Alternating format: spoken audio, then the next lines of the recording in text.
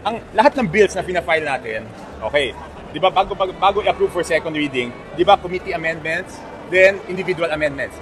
Tsaka mo palang aaprubahan yung second reading. Pero dun sa budget, dun sa GAA, ano yung napakasamang ginagawang practice dyan?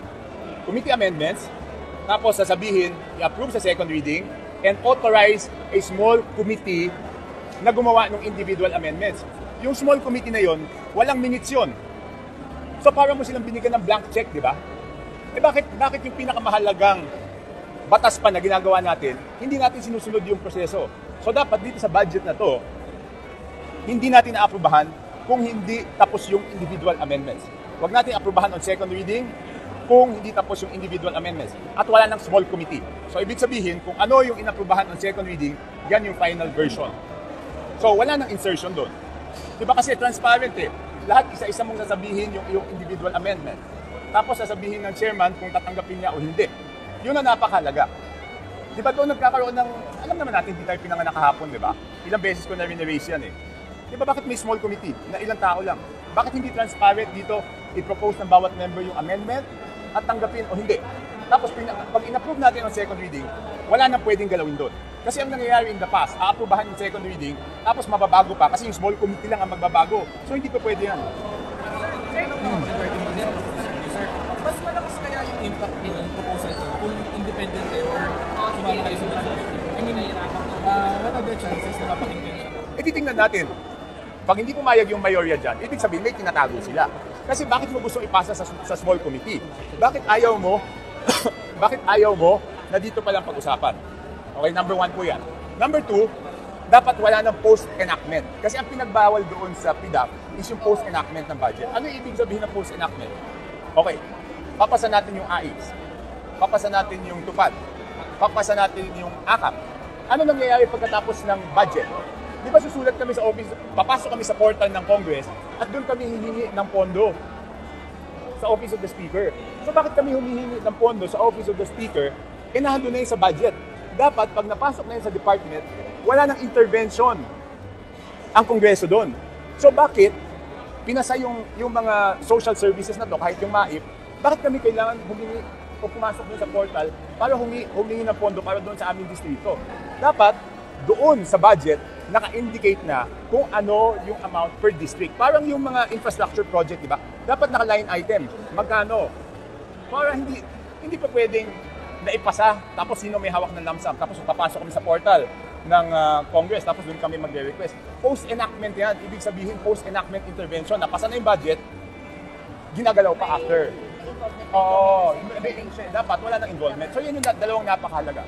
Sir, given your vigilance sa budget, Oo. I prefer kang ako chair. Hindi. Mag-elect kasi yung ako chair ng budget. Hindi, meron kang yan. Sana ikaw. Hindi, kahit sino. Basta yun lang. Sinabi ko na. So yun, talagang hindi na talaga tayo dapat pumayag dun sa small committee. Hindi na pwedeng, kung ano in-approve on second reading, yun na yun. Kung anong plano mo dyan? I-plenary mo ba? Or ipapasok mo siyang provision? Paano yung... Hindi. Kaya nga, para... siguro na lahat naman sila manonood ng news, di ba? Di, malalaman na nila na yun yung ano. Kasi pag hindi ka pumayag, of course, formally i-propose ka yan. Pero pag hindi ka pumayag, ano tinatago nyo? Bakit nyo gusto ilagay sa small committee? Sinasabi ko ulit, lahat ng batas na pinapasa dito, bago mag-approval on second reading, committee amendments, individual amendments, tapos second reading. Ibig sabihin, pagkatapos sa second reading, wala nang babaguhin. Pero pag budget, committee amendments, approve mo muna on second reading, tapos bigyan mo ng authority yung small committee na baguhin pa ulit. So, sikreto yun, di ba? Hindi transparent. So, isa-isa kami magbigay ng individual amendments namin. Why did you not vie for the speakership? It's not up to me, di ba? It's not up to me. It's what my colleagues want. Kung ano yung gusto nila. Pero di ba nung nakaraan sinabi niyo na mayroong mga... Hindi, sabi ko, syempre, yun na nga yung sinasabi ko, bakit sila natatakot? Because of the post-enactment. Di ba, hawak ng Office of the Speaker yung MAIP, hawak yung AIX, hawak yung TUPAD. O kung di ka bumoto, pwede hindi i-release kasi nga nagre-request kami doon eh. So hindi pa pwede yan kasi yan na nga yung dineclare na unconstitutional. Ang sabi ng Korte Suprema, pag naipasa yung budget, wala nang intervention yung Congress. So ibig sabihin, pag naipasa na yan, hindi na dapat ka humihingi doon. Kung hindi, doon ka sa department, hihingi. Bakit kami dito humihingi ng pondo? Di ba dapat sa department kami hihingi? Kasi doon nakalodge yung ano, Oo. Sir, naniniwala kayo maraming racket sa flood control projects. Ano masasabi? Hindi lang sa flood control projects, sa, lahat, sa mga projects. Pero syempre, yun yung nakita ni Presidente, di ba? Nung nag-iikot siya. Tsaka kami, nabotas kami, di ba? Syempre talagang, I feel passionately about the flood control projects, di ba? Sir, ano ko lang, 7-7 scheme ito ba yung pinapag-control ng mga... Totoo. Di ba? Pag sumama ka sa Bagong Pilipinas Servicio Fair, totoo yun. Ano masasabi, sir? Alam ko eh, nabigyan ako nung pumunta ako eh. O ngayon, kung sinong congressman ang makikipagtalo na hindi totoo, pakitaan tayo ng cellphone. Hindi kong gawin natin eh. O sige, sabihin mo, pumunta siya dito, pakitaan kami ng cellphone. May message yan na matatanggap mo eh. O. Ito yun, sir. Ano yung pondo na isa? Hindi, yan yung ano, di ba? Pag sumama ka sa bagong, ano ba yun? BPSF. BPSF. Pag sumama ka doon, meron kang 7 million AIC, 7 million MAIP, 7 million tupad yata. Ganun. O di ba post-enactment na naman yun, di ba? Yan yung tinatawag na pork barrel. Kasi pork barrel, nare-release kung kanino mo gusto, hindi based doon sa budget. O sinong congressman makikipagtalo sa akin na hindi totoo yan, pakitaan kami ng cellphone. Papakita ko, may message yan, na bibigay sa'yo. So, open din kayo, sir, doon sa hashtag OpenByCam? Open ako sa Open Bycam. Pero sabi ko nga, hindi lang naman doon nagsisingit sa Open Bycam. Ang mas importante is doon sa small committee. Small committee, ilang tao lang yun. Tsaka, di ba dapat, dito may minutes. Di ba? Lahat ng proposal mo, kung tinanggap o hindi. Doon sa small committee, wala namang minutes yun eh. Magugulat ka lang, pag tanggap mo ng GAB, HGAB, iba-iba na. So, parang sabihin na useless yung open bycam kung meron pa rin yung small committees. Hindi, okay. Hindi, okay. Yun yung first step kasi kami muna magpapasa. So doon pa lang sa House, dapat wala na yung small committee. 2 beses kasi nagkakaroon ng insertion dyan, di ba? Isa, doon sa small committee. Okay? Kasi doon magbabago, di ba?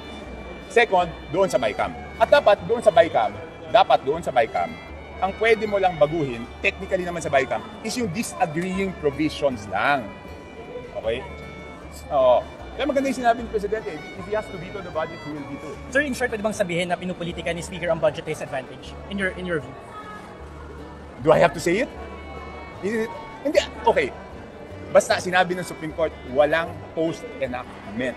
Walang action na kailangan sa Congress. Kasi nasa DSWD yan, nasa DOH, di ba?